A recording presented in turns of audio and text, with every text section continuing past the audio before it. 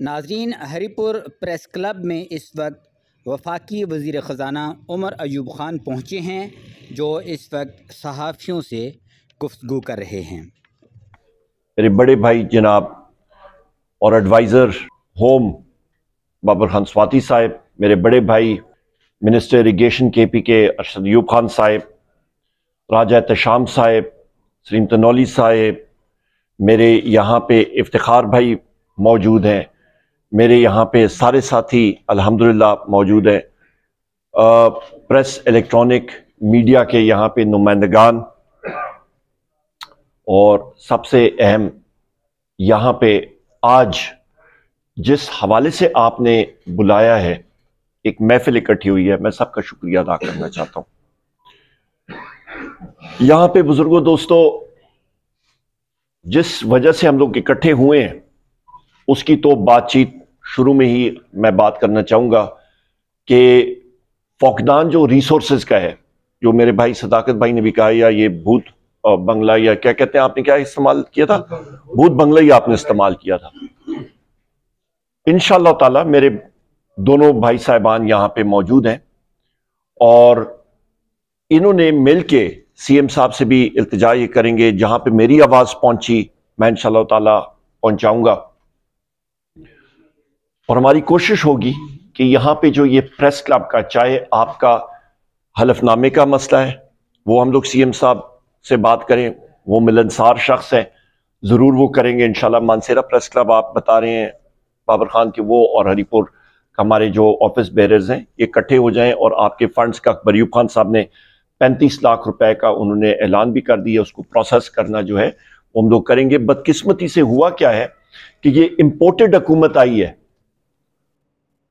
और ये तस्दीक अरशद खान भी करेंगे, अकबर खान भी और बाबर खान भी। इन्होंने, आप अंदाजा लगा लें इनकी सोच का, इनके छोटेपन का, कि KP के खैबर पख्तूनख्वा सूबा जो है, जुल्फिकार खान आप खुद भी लॉयर हैं, आपको मालूम है कि ये सोच जो कि आइन में एक चीज लिखी हुई है कि आपने छोटे सूबों को उनके फंड्स देने होते हैं। हम भी फेडरल वजीर हैं और हम लोग सिंध को, बलूचिस्तान को, पंजाब को, KPK को टाइम पे वो फंड्स रिलीज करते थे। उन्होंने वो सारे के सारे फंड्स रोक दिए, नेट आइडल प्रॉफिट के प्रोसीड्स रोक दिए। उससे हुआ क्या है कि सूबे को बहुत ज्यादा कैश क्रंच का सामना करना पड़ रहा है। अभी सबूर साहब यहां पे मौजूद हैं, इनको माशाल्लाह मालूम है कि कारोबार जो चलता है, आप एक इदारा, एक कारोबार, सबूर साहब आप अपना कारोबार बगैर कैश फ्लो के चला सकते हैं? नहीं चल सकता, तो सूबा किस तरह चलेगा? तो इस हुकूमत ने वो कैश क्रंच करके वो उसको वेपनाइज कर रहे हैं, उसको बैसियत हथियार इस्तेमाल कर रहे हैं। क्यों? क्योंकि यहां पे PTI की हुकूमत है। क्यों? क्योंकि पंजाब में PTI की हुकूमत है, कि इनको घुटने टेकने पे मजबूर करने पर इंशाअल्लाह ताला ना सूबा खैबर पख्तूनख्वा की हुकूमत, ना पंजाब की हुकूमत किसी के सामने घुटने टेकने वाली है। इंशाअल्लाह ताला डट के खड़े रहेंगे, अपना हक लेंगे, ये रिसोर्सेज मिलेंगे और आपको आपका हक इंशाअल्लाह ताला, मेरे दोनों बरादरान यहाँ पे मौजूद हैं और अकबर अयूब खान, ये हम सारे आपका हक लेके इंशाअल्लाह ताला आपको देंगे। ये तो हो गई पहली बात। अपनी बातों का आगाज मैंने यहां से शुरू क्यों किया, उसकी बुनियादी वजह यह है कि हम लोग जिस वक्त गांव में जाते हैं, कोई सियासी हमारा फंक्शन जब होता है, हनीफ भाई, उस वक्त हम लोग जो बातचीत करते हैं लोगों के साथ, तो आप बैनुल बात लें, आप जिले की बात कर लें, वहां के गांव की लोकल डिमांड, या उसने खूह मांगा है, या उसने खंबा मांगा है, या उसने बोर मांगा है, या उसने और कोई चीज, उसकी बात ना करो ना, क्या खान तो सने गाली नहीं की थी, ठीक है ना? तो लिहाजा आगाज मैंने इधर से शुरू किया कि आपकी दो डिमांड जो इंशाल्लाह पूरी करेंगे। अभी आते हैं इस वक्त पाकिस्तान में क्या हो रहा है, आपको मैं मुख्तसरन वो झलकें दिखाता हूं, बताता हूं। मेरे भाई बाबर खान ने बात की, जो हमारे लोगों पे जो यहां पे तशद्दुद हुआ, आप 25 मई से शुरू करें। 25 मई को इमरान खान साहब ने रात को 1 बजे टास्क दिया कि जी ये रुकावटें हमने खोल दी है। मैंने कहा सर इंशाअल्लाह ताला हम लोग खोलेंगे। उस जगह पे तकरीबन 7 बजे का टाइम था। मेरे साथ जो लड़के थे, हमने बेताशा, जो हमारे साथ साथी मौजूद थे, आपको पता है, हम लोग आंखें खोल नहीं सकते थे, इतनी ज्यादा शेलिंग हो रही थी और टीयर गैस थी। हम लोग ऊपर गए, नीचे उसको पुलिस वालों को हमने धकेला, पीछे धकेला। जैसे ही हम लोग आ रहे हैं उन्होंने घेरे में लिया और वहां पे पुलिस का डीआईजी मौजूद था। उनके साथ मेरी बात क्या हुई थी, उनको सिर्फ एक बात कही थी मैंने कि जो आप लोग कर रहे हैं ये गलत कर रहे हैं, ये किसी के राना सनौला के आप गलत लीगल एग्जीक्यूट कर रहे हैं। आप रास्ता बंद कर रहे हैं चीफ मिनिस्टर गिलगित बल्तिस्तान का, आप रास्ता बंद कर रहे हैं प्राइम मिनिस्टर एजेके का, आप सूबाई वुज़रा का रास्ता कर रहे हैं। आप पहले पाकिस्तान 2 लाख हो चुका है, इसी तरह की हरकतों की वजह से आप क्यों नफरत के बीज बो रहे हैं हम लोगों में। उस पे उन्होंने घेरे में लेके और जो टीयर गैस शेलिंग बाकियों की और लाठी चार्ज पॉइंट आउट करके उन्होंने किया। बिल्कुल ठीक कह रहे हैं बाबर खान साहब, जो आपका आजम खान स्वाति साहब के साथ किया, 75 साल के हमारे बुजुर्ग, क्या बात की उन्होंने, ट्वीट की, ठीक है ट्वीट कर दी। आपके पास मौजूद है ना रास्ता अदालत का, अदालत में पर्चा करें, केस चलाएं, जिस तरह भी है वो लीगल कार्रवाई चलती जाएगी। आपका शहबाज गिल साहब ने कुछ किया, आप पर्चा कराएं, केस चलाएं, जो एक मोज़ब्बाना माशरे का एक तरीक़ाकार होता है। उसके बाद आप आ जाएं जनाबे वाला सालिम मोहम्मद साहब के साथ, उनके गार्ड से गोली चलती है, उनके गार्ड से, उनकी अपनी नहीं, वो पुलिस का शख्स है। कोई आपने चीज करनी है, सारी वीडियो वहां पे मीडिया था, उससे थोड़ी देर पहले असद उमर साहब और मैं, हम लोग इलेक्शन कमीशन के अंदर से होके बाहर गए थे। उनका कोई लेना देना नहीं और उनको मुलवस करना और फिर हतक आमेज, मतलब उनके गले में वो डालना, वोट डालना, डील करनी है। ये मेरे बुजुर्गों, दोस्तों, ये वो एक मुल्क में खान साहब, इमरान खान साहब कहते हैं ना डिफाइनिंग मोमेंट्स, ये मुल्क, ये माशरा बेदार हो चुके। अभी मैं थोड़ी यूनुस साहब और लोग कह रहे थे कि जो आपके पास न्यूज चैनल्स की माशाल्लाह ये नजर आ रही, कल हर एक शख्स खुद एक न्यूज चैनल बन गया है। हर एक शख्स जो है उसके वो पावर है, जोश रखता है, जिसकी कलम है, जो सोच रखता है, वो खुद अपना यूट्यूब चैनल चला सकता है और वो बाकी चैनल से ज्यादा उसकी व्यूअरशिप चल रही है। आप देख लें, कोई रोक सकता है उसको? दुनिया चेंज हो गई है, लोग खुद सोचते हैं। इस आजादी मार्च में मैं आता हूं, जिस तरह के लोगों में बेदारी आई है, नौजवानों में, बूढ़ों में, खवातीन में, ये इंपोर्टेड हुकूमत किसी अपनी दुनिया में रह रहे हैं। इनको मालूम नहीं है कि दुनिया इनके नीचे से वो निकल चुकी है। जो जीटी रोड वो सोचते थे ना कि ये हमारा गढ़ है, मुस्लिम लीग नून अपना उस पर मान करते थे कि जी हमारा गढ़, नहीं रहा, तब्दील हो चुका है। लाहौर जिसपे इनका बड़ा वो फख्र होता था कि जी हमारा गढ़ है, नहीं रहा, तब्दील हो चुका है। लोगों में खुद वो चीज आ गई है। बेतहाशा आपको मिसालें दे सकता हूं। इन्होंने जनाबे वाला 20 सीटों पे ये बाय इलेक्शन हुआ, 16 सीटें जो पीटीआई जीती, 1 सीट उसका इलेक्शन रिजल्ट रोक के उसका अल्लाह भला करे कंसोलिडेट करके उन्होंने निकाल दिया।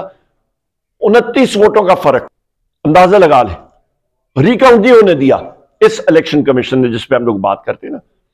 उसके ऊपर आ जाए, 1 सीट पे हमारा टिकट गलत मिल गया था, वरना वो भी पीटीआई की होती। उसके बाद आ जाए ये इलेक्शन, आपका बाय इलेक्शन इमरान खान साहब की सीटें। इस इंपोर्टेड हुकूमत ने सोचा कि जी हम लोग लिस्ट बनाएंगे, सबसे कमजोर सीटों पे हम लोग इलेक्शन कराएंगे। इलेक्शन करके देखा ना क्या हुआ, पहले से ज्यादा मेजोरिटी में इमरान खान साहब जीत रहे हैं। अभी कुरम में इलेक्शन हुआ, वहां पे उनका ख्याल था कि जी इमरान खान साहब आ नहीं सकते हैं, पता नहीं क्या होगा, वो और भी ज्यादा मेजोरिटी से हम लोग जीत के अल्हम्दुलिल्लाह।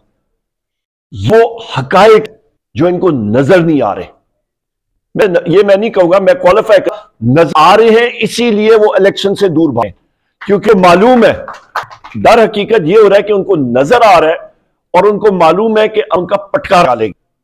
और ये सारी की सारी पार्टी एक पेज पे जाती मुफाद के लिए। अभी हमारे वजीर साहब, आप ये सोचते हैं कि दुनिया बड़ी बेवकूफ है, माजरत के हर एक आदमी पास न्यूज का एक्सेस है। शरीफ का केस डेली के खिलाफ उन्होंने वहां पे हर जाने का दिया था।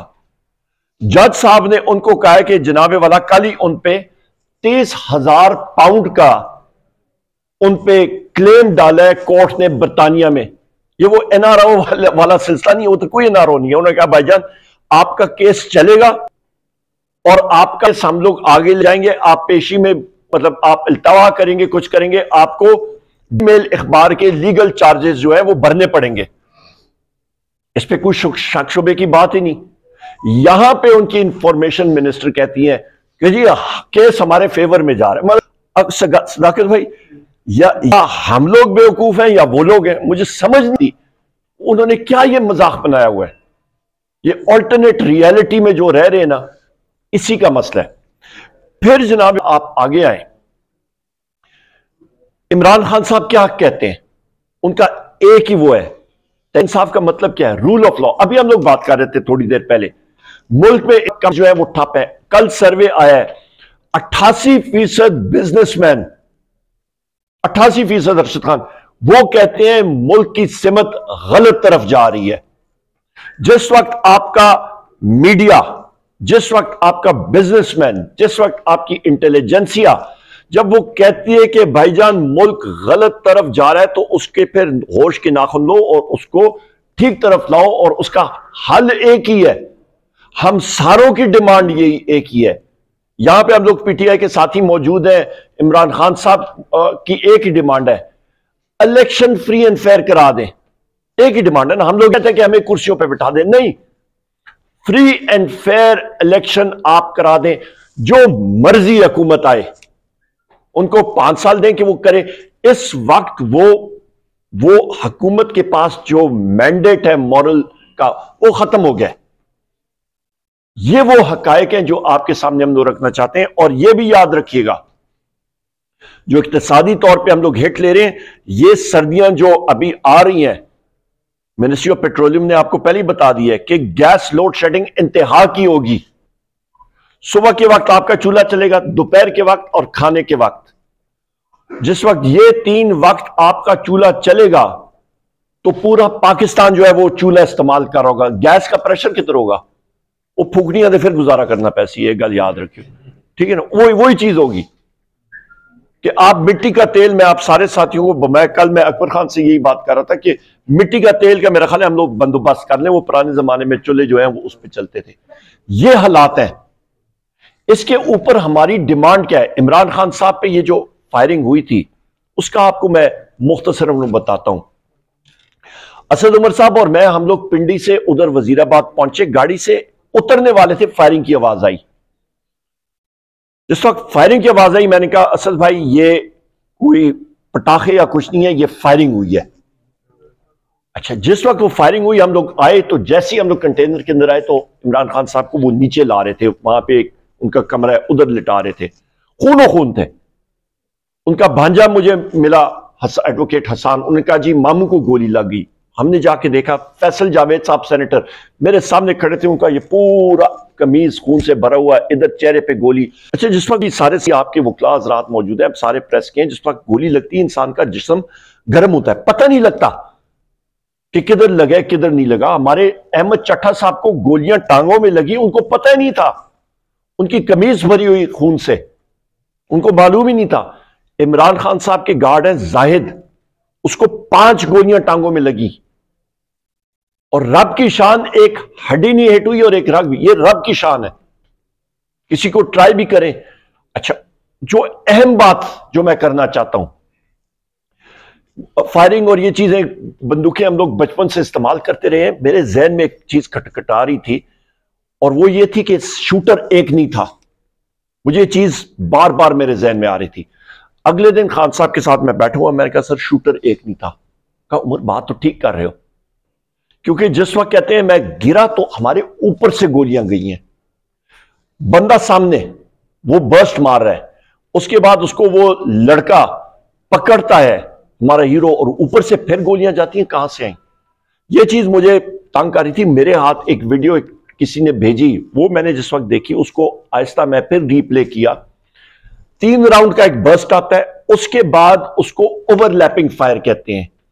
एक ज्यादा भारी असला जो है, आतशी असला, वो शुरू होता है, और उसके वो सप्रेस्ड फायर उसको कहते हैं, वो सप्रेसर उस पर इस्तेमाल किया गया था।